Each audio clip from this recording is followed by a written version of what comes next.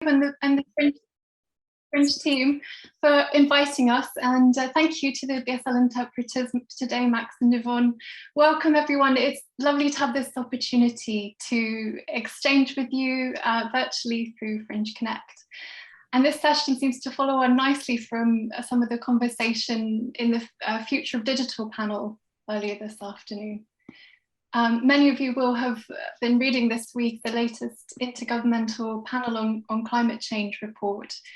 Environmental sustainability and how best to facilitate exchange and collaboration are things that we're increasingly thinking about at Varnum Malting through Varnum Malting's international programme.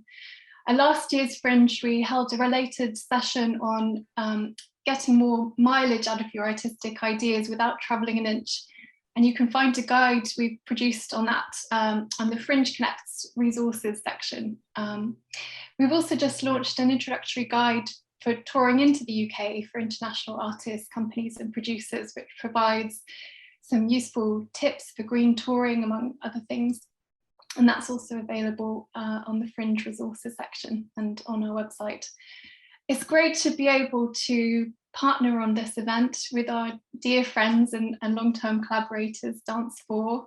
And I'd like to introduce producer Jim Hendley, who's co-hosting the session. Hey, yeah, very warm welcome from Dance4. So we're sort of here in connection to our international programme called Dance from England, which is supporting the international ambitions of artists based in England. And a connected project to that is Horizon, which many of you might have seen that's being born at the moment to build deep and sustainable collaborations. This year being delivered completely online, so look out for that. And yeah, last year Dance4 and Varnum Malting did a bit of work together looking at business planning for artists who wanted to do things internationally. And one large bit of feedback that came through that was that there was a desire for more perspectives on how to do international with a kind of environmental conscious. And we found there wasn't very many resources, so that's a motivation for today.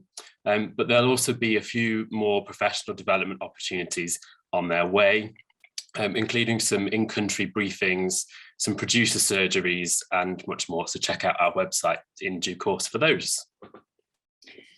So over the next hour, with the collaboration of Sirius, Lift, Gift, and a number of exciting artists whose projects I can't wait to hear more about, we wanted to explore the future of international showcasing, given our current global challenges, with a sense of optimism and some practical ideas for more sustainable approaches. How can we realise ambitions to create and share our work around the world and to be more environmentally and socially responsible whilst we do it? Are there options with a low to no carbon footprint that could inspire even more beautiful, challenging, life-changing, inclusive and urgent work that can engage more meaningfully on a local level, that take the work into new realms of possibility in the digital space, that widen our reach, that are also more efficient, time-saving, and keep costs down? So we have some great different approaches to inspire you across dance, theatre, music, through slow touring, concept touring, digital models, and general green operational practice. It's also worth saying that sustainable practice is a journey and something that we're all still learning about and developing approaches to. So with that said, we're excited to be joined with some fantastic artists and companies, and we'd like to share about their experiences firsthand. Yeah, so we'll first off bring in David Jones, who's going to talk about green operational practices via case study. I'm not going to introduce David. David will do that, and there's tons on various links to find out more about David to cut down on the time. But so taking action on climate change to reduce environmental impacts and use and hang on, what does that say? And influence and reach for positive good is nothing new to the music industry. And in fact, it's a global leader in yeah, in thinking about this, and actually born Julie's Bicycle, which kind of has that strategy for the UK. But yeah, international touring is really important for musicians' income as well. So David, what has Sirius been finding out from its network scoping, and how are you working with artists on green operational practice, and what thoughts would you like to put to the room? Thank you. Hello, I'm, as I say, founding director of Sirius, and I've been involved in ecological issues for a very long time. I guess Friends of the Earth was very important to me as a teenager. The idea, recycling bottles, that was something we could all aim at. That's something we could make happen. It was very theatrical, and I was just starting to work in theatre at the time, so we would dump great bales of bottles on the steps of Schweppes, and generally make nuisances of ourselves. And it was only later that we started to ask the question, why are we recycling bottles? What are the things in bottles that that make it better to recycle than what are the elements you can't possibly find? It was part of that ongoing process where you look at the work you do, and you have to keep questioning it. You can't just go forward and say, these are the things that are right, and this is definitely going to be the answer. You need to be listening, you need to be questioning. I was working in theatre. I moved into working in music, and I found music and theatre came to me on Matthew Herbert's piece, Plat du Jour, which we produced in 2004. It was an important piece for me, and maybe we'll talk about that a bit more in the breakout session. But Sirius as a company about 7 years ago started to look seriously at what it was and what it was doing. And at the time, we concentrated on our internal practice, making sure that we were putting in LED lights, using recycled paper, stopping ordering in bales of bottles of water, and working out how to purify the tap water. Very basic things. But the thing we learned from that was that, generally speaking, these things didn't cost very much, and that there were things that were close at hand that we could do. And that's what we spent, most of the, 2 or 3 years doing that kind of work. And then we started to look at how we were actually creating events. What were we doing there? We'd learned some of that creating big events for the London Olympics, where people had asked questions about ecological credentials, and we started to apply these more consistently, stopping using plastics when we were touring shows, using bamboo cutlery rather than plastics that were always being thrown away, and trying to respond to the venues that we were working in, and looking at their practice and questioning their practice and giving a sense of how we worked. Then in lockdown, of course, a lot of the things that had been our concern, how did the office work? How was it to go and physically tour? Were all put on pause. And we realized that we needed to raise our ambitions. So instead of we felt that we'd sort of done many of the things that were close at hand. So we were looking at the bigger impact that we could make. And one of the issues for us in touring are very simply that trains are much more expensive than flights, but the ecological impact of flights, as we all know, is huge. So we worked out that if we fined ourselves £100 every time we stepped onto a plane, the cost of the trains and the planes would more or less balance. And we spent a month or so going through the different places that we could send that fine, the places where that would actually be good to work with. And we were surprised, because Woodland Trust seemed a very conservative, conventional organisation. But actually, we found that there was a real depth in how they thought and how they worked, and that we could, the money that we were handing over to them could be part of creating the Great Northern Forest, and that they seemed to have a really a process of long-term tree planting that we felt was ecologically kind of justified. And then we started to look at how we could work in partnerships. And the things that we're kind of most interested in, these are very current things that we're working on at the moment, are barring clauses. Anybody who's working with festivals, whether they're music festivals or theatre festivals, know that very often people don't just put a restriction on where artists can perform that they need in order to sell the tickets. They want that sense of, we are the first people, we are perhaps the only people in the UK who are presenting these artists. So they're flying into the UK to do that performance, and then they're flying out again. And we wanted to look at how we could deal with that. So we're sort of having that debate within music about what barring clauses are actually needed. And we're very interested in opening up that discussion. And that's something I'd be very keen to carry from here today with people who are interested in that. But we're also interested in the idea of partnership. We're trying to make it so that big international festivals that we produce, like the EFG London Jazz Festival, no longer fly people in and out to do a show. That we're looking at partnerships, we're looking at how we can do more sustained residencies. It means that artists can use their time in a more coherent way. They can actually start to understand the culture. They can make collaborations with British artists. British artists can have access to major stars. And that's, again, an ongoing process. It's a job of education, but it's something where many artists have come to the same point. In the longer term, we're interested in how we can take all that kind of greenwash that hotels give out and try and persuade at least one of the major chains to turn into people who actually run their hotels on really sustained ecological basis. And that's something which a lot of artists are asking us to do. And again, we'd be interested to share knowledge about what's going on there. There's lots more I could talk about, but I only have 5 minutes. So that's the sort of starting point, really, for what I'll be very keen to talk about in the breakout session. Thank you. Thank you very much, David. I appreciate it's not much time. So the next thing that I'd like to do is introduce, there's kind of two parts. I'd like to introduce Kate Craddock from GIFT, who will briefly introduce a program called the Gift Exchange, which recently has been working with artists Esther Huss and Lindiwe Machiga.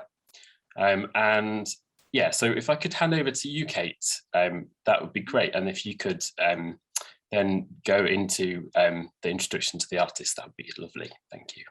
Great, thanks, Jim. Thanks for having me as well today and for having GIFT as part of the conversation. So I run a festival called GIFT, which stands for Gateshead International Festival of Theatre. We're based in the northeast of England. We took the festival online in 2020. We were one of the first festivals to sort of move online in 2020, and out of that we started to develop different models of working with artists digitally and bringing international artists together through conversation and collaboration. And there's a number of projects that have kind of spun off from taking the festival online in 2020. So what we did this year for GIFT 2021 was we set up an event called the Gift Exchange, which was a 3-day kind of series of events, kind of discursive activities, bringing people together in conversation, in dialogue. And some of those were sort of more longer term collaborations, bringing artists together who might have an opportunity to meet if they were together in the real world attending a festival. But what happens if you introduce artists together from different parts of the world and offer them basically the opportunity to connect with no other framework, no pressure to produce. So this is what we did for the Gift Exchange Digital Residency project. I reached out to a colleague in South Africa at the National Arts Festival in South Africa and asked them to kind of nominate an artist potentially that they thought might be interested in this model of working, of bringing artists together. And they recommended Lindiwe, who's going to come on screen in a moment and speak. And I sort of also put forward an artist for this. I approached an artist based in Northumberland who's local to GIFT, Esther Huss. And Lindiwe and Esther, there was a lot of care in terms of how we paired these artists, myself and Rasira, the artistic director at the National Arts Festival. But I think that the model of what we did, it was a very simple kind of briefing document, inviting these artists to come together over 10 days with no pressure to make anything, but just to see what happened by bringing these artists together in exchange and dialogue and conversation. And Lindiwe and Esther are going to come on screen now, I think, and talk about their experience of that project. Hello. Hi, thank you. Can you all hear me? Great. Yeah, it was a fantastic invitation, and one that took a little bit of unlearning, certainly on my part. Often being in situations where you're asked to produce something at the end of an exchange. The process could be devised as we liked. It could be devised as it evolved around our own time, which for both me and Esther was really important. And meant also that we didn't have to take a lot of time away from the present, very present responsibilities and care work and commitments that we both had going on. So that was lovely. We used WhatsApp mainly as a communication method and started to really feel like we were pen pals in that space, using a structure that Esther had proposed quite early on of asking each other questions about our individual practices and then putting it in the WhatsApp, and then in a very much old school pen pal way, waiting for a response. And sometimes it'll be days later, sometimes it'll be end of the day, sometimes it might be quite immediate. So that play with time was really lovely. And these responses to these questions took sort of a range of formats. So we sent pictures, video recordings, sound recordings, text messages to each other. And we've prepared a sort of an image of what these exchanges looked like. So we would often, or we would always take a picture of the question we asked each other. And then, as Lindy said, the answer to that took different forms, and the timeline of that was really free. So Kate, if we just share that image, so you'll see in the first image or you will see an image of these questions, and they're really simple questions like what importance does improvisation have in your practice, which themes interest you, and then we would take time to respond to these and sort of integrate these questions into our daily life and then answer whenever sort of an answer naturally felt ready to be shared. We also shared a lot of images with each other about our different contexts that we live in. So you can see here there's a variety of sort of nature shots, drawings or images of places that we were working in at the time, themes that we were interested in. And again, I think this exchange of different contexts somehow clarified a lot about our own personal context in each other's sort of realities. So although the exchange of these replies to each other were digital, I think Lindy and I always felt really clear that the outcome of our relationship or this creative exchange didn't need to be digital. So actually what happened is that we formed a really close and long-term creative relationship that has gone beyond these 10 days that we were initially asked to be in exchange with. So the surprising, I guess, really human result of this digital exchange for us was a very real relationship we formed that gave each other a lot of clarity about our own creative practices, about our lives, and this friendship that Lindy mentioned.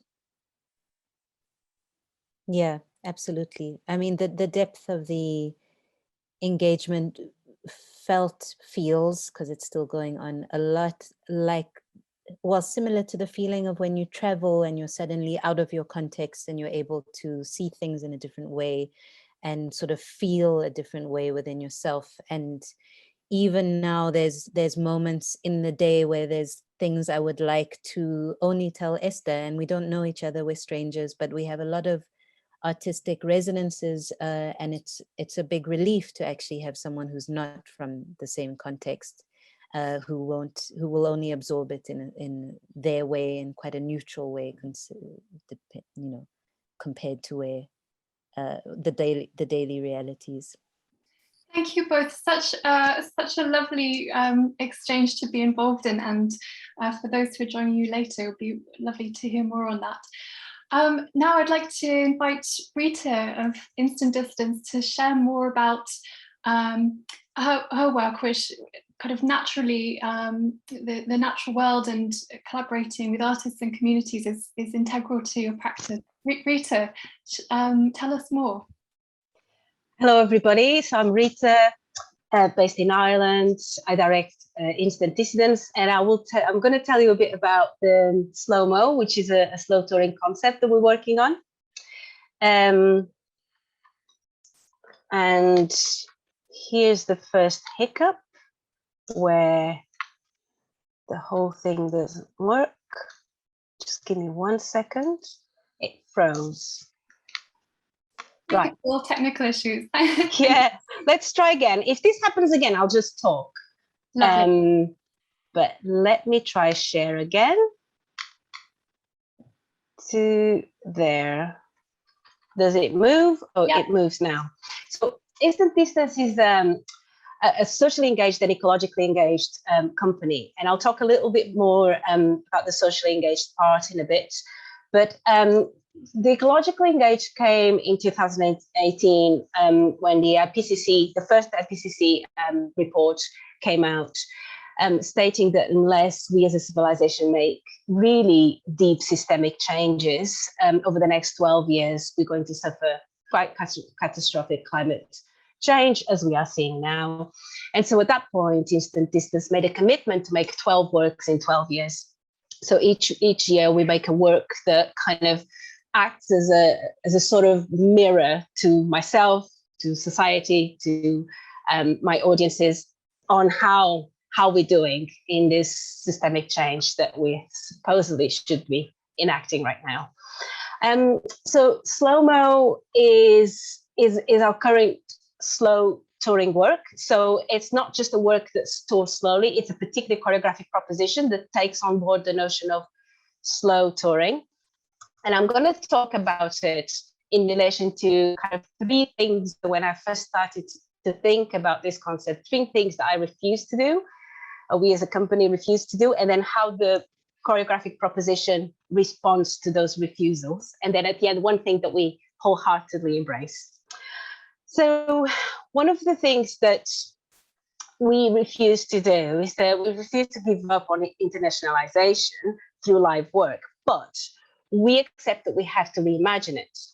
So in the context of this idea, Slow-Mo is a dance work where myself and the dancers, we travel from Dublin by land and sea to the performance destination in another country. We are working with a sustainability consultant. We won't have the final figure on how much carbon emissions we will save by doing this until we have our actual route, but we believe that it'll be about 80% less carbon emissions than flying. What else do we refuse to do? We decided that we're going to refuse to allow the high cost of slow travel to be an obstacle to our desire to do this. So how are we going to solve this problem? Well, Slow-Mo is a work where we layer the travel and the rehearsal time on top of one another. So instead of having a consecutive period where we have the rehearsal period, the product is created and then it's toured, we're actually creating as we're traveling. And this means that we've been able to create a budget that is feasible. So what else do we refuse to do? This kind of circles back to our focus on socially engaged practice. We are not interested in making work which is not context and community sensitive. So as a socially engaged practitioner, at some point in my practice, I kind of became really concerned with this idea that we produce something, we fly somewhere, we dump it in some theaters in another country. There's no relationship between myself, the dancers that I work with, and the communities of that town or city. And we just started to ask questions about how could we tour and have a socially engaged practice at the same time. So one of the ways that Slow-Mo has found to answer this question is Slow-Mo is also participatory work. And what I mean by that is that as myself and the dancers travel, we actually, our partner venue in our destination country will work with us to identify people who live there, but have connections to all the different cities that we pass through as we travel. So what this means is that that community of people are co-creators of the work, and we are in conversation with one another from the beginning. And so as we travel, as we travel and create the work, we actually make the work about people's memories, those people's memories of the particular cities that we pass through. So I don't know, if somebody had a car accident outside a pastry shop in Paris, when we get to Paris, we'll find that pastry shop and we will create a vignette right there and then we'll get on the train and move on to Berlin or the next city. And I'm kind of playing with this idea that this is choreography as a traveling gift, or a series of kind of embodied traveling postcards, a series of vignettes that get created as we travel along. Finally, we welcome an audience experience at the end of the work being similar to our experience of perambulation and travel.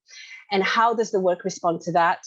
It responds because what we want to create when we get there is an outdoor promenade performance where we map our travel route directly onto a section of the city or the town that we perform in. And so as the audience journeys through the work, they move, like, I don't know, from Dublin to London, they encounter a vignette in London, they then move to Paris, they encounter another vignette, and they keep traveling the journey that we have traveled as well.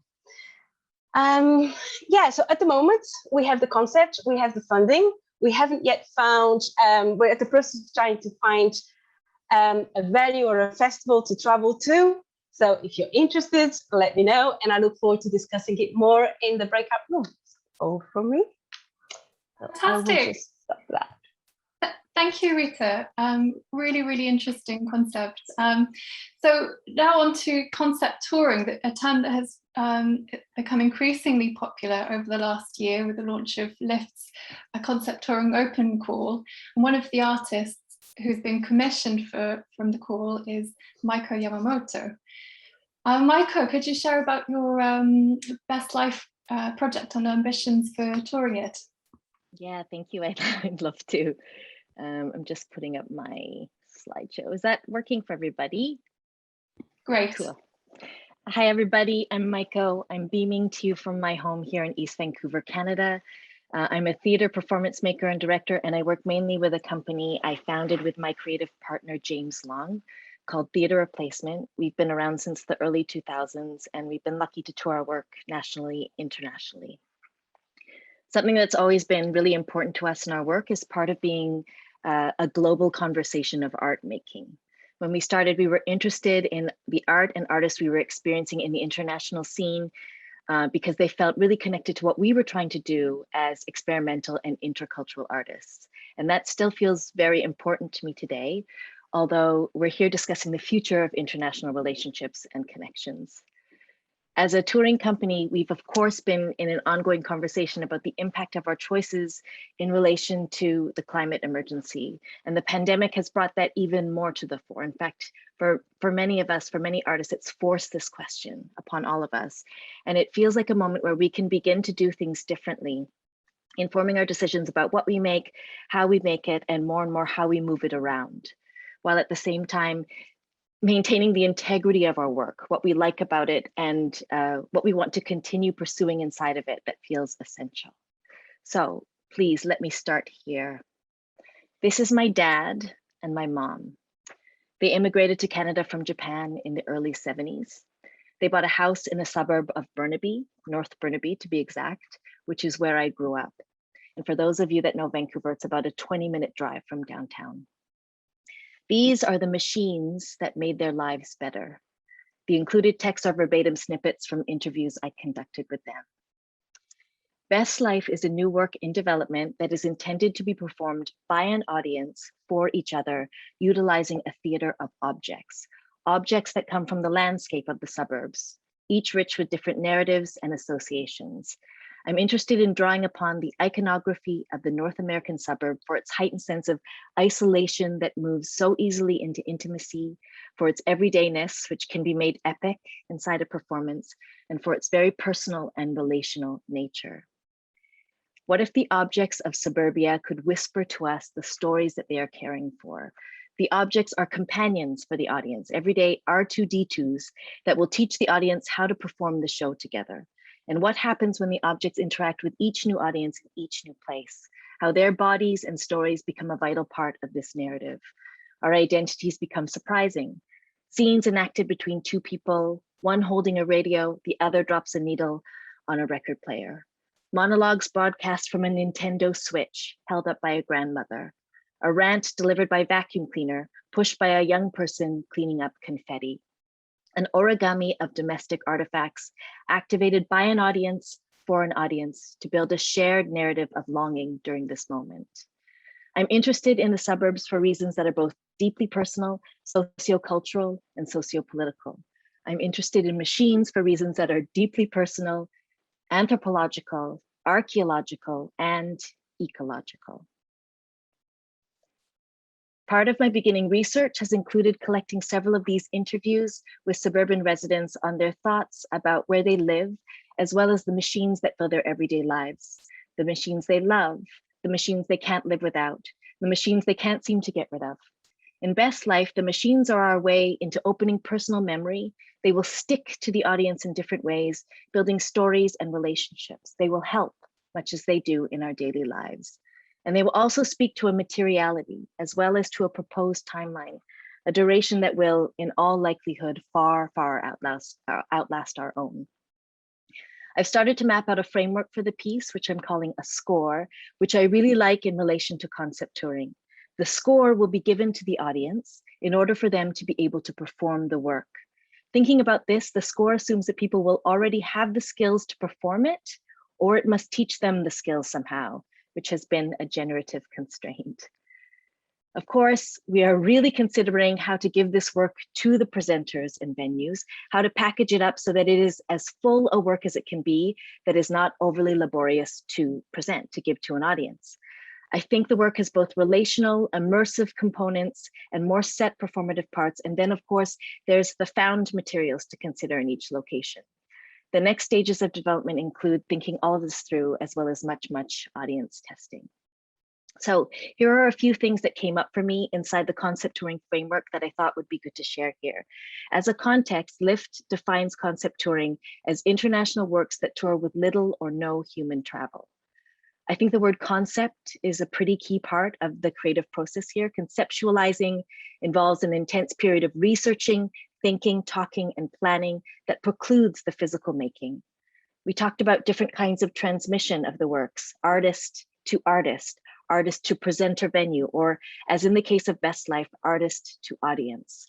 We talked about the idea and role of hosting a concept touring work and the importance of this role. New relationship building between artists and presenter venues. A concept touring work relies on different commitments and engagement inside of this relationship.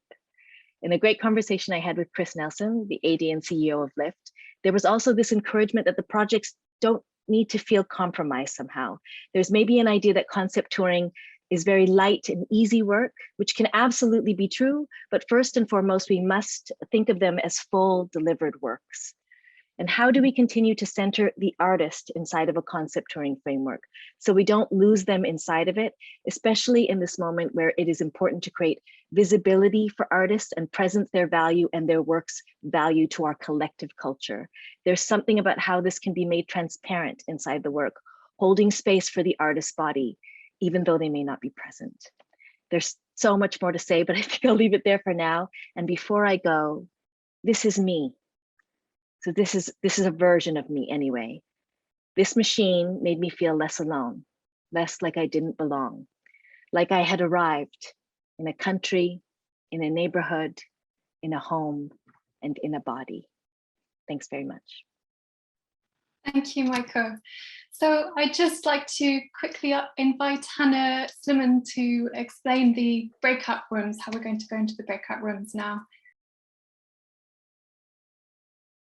Yeah, we had a really lively sharing of the people who were present, but where we left it was Rita was kind of responding with through her practice and some of her ideas. So Rita, could I invite you to share like one or two kind of top tips, like kind of really digestible takeaways that we might learn from what we were hearing?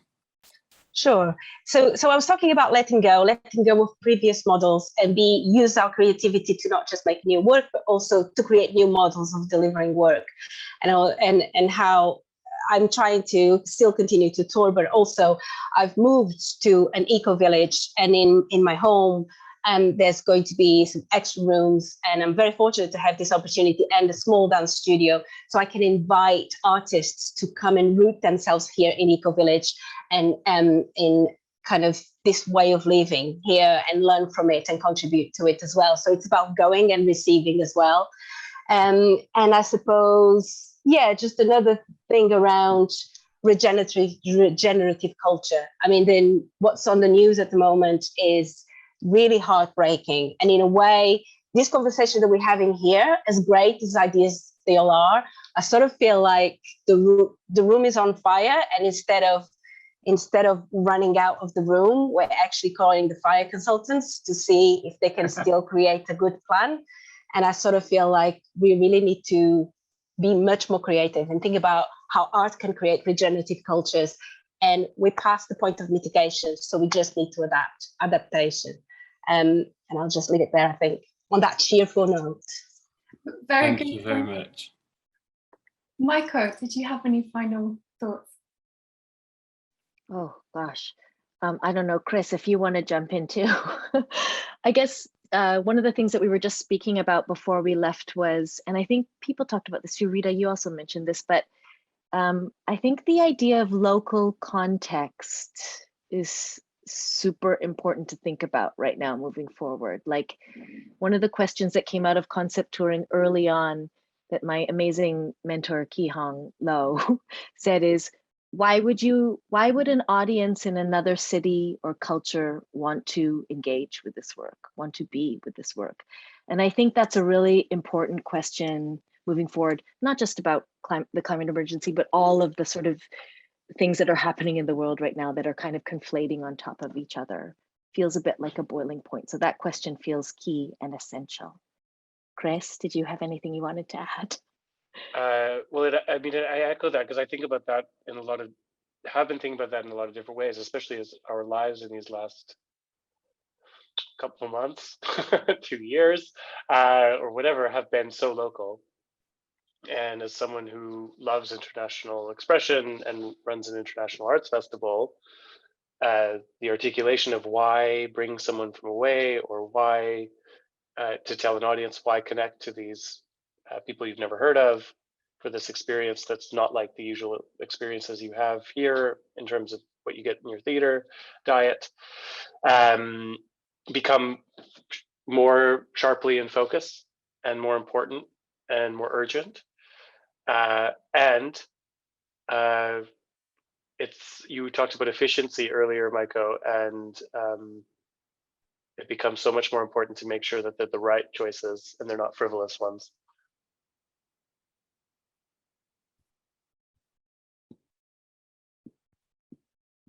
So from the Esther and Lindy and Kate's group, did you have any final thoughts?